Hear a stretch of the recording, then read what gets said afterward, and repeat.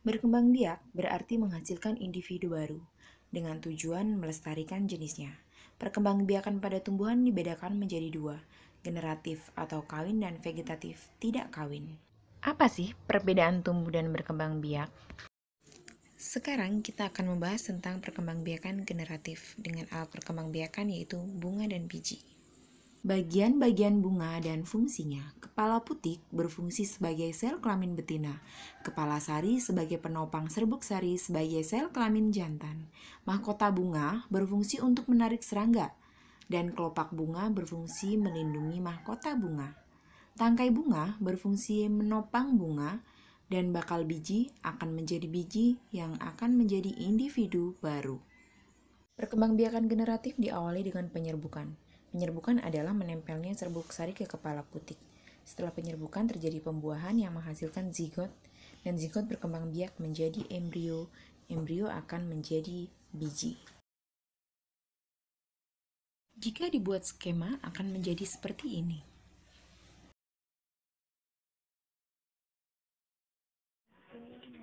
Proses perkembangbiakan diawali dengan jatuhnya serbuk sari di kepala putik.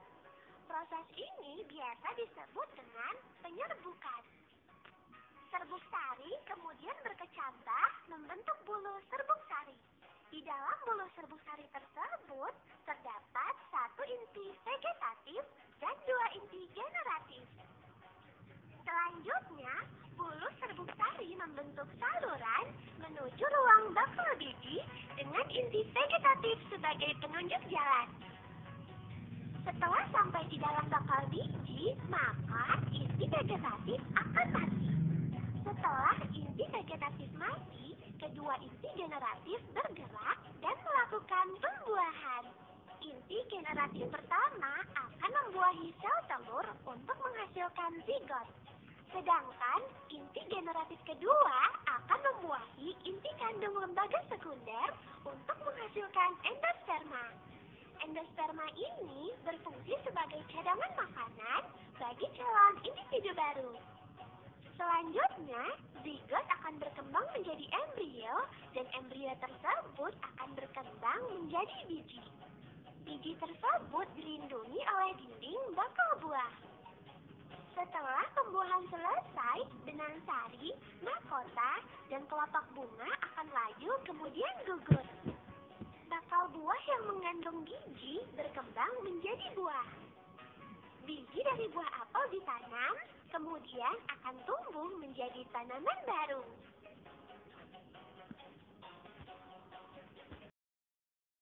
Berikut adalah jenis-jenis penyerbukan. Silakan catat dan perhatikan baik-baik.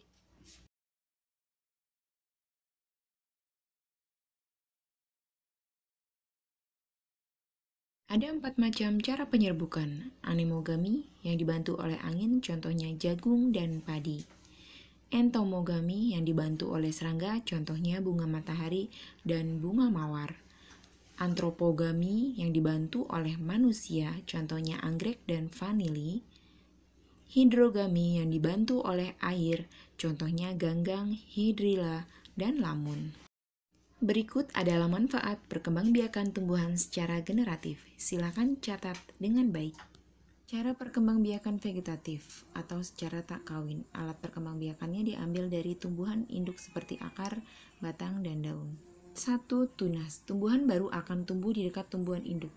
Tunas dibedakan menjadi 3, yaitu tunas akar, tunas batang, dan tunas daun. Akar tinggal atau rizom. Biasanya tumbuhan baru akan tumbuh jika ada batang yang tertinggal di dalam tanah. Contohnya jahe, lengkuas, atau kunyit.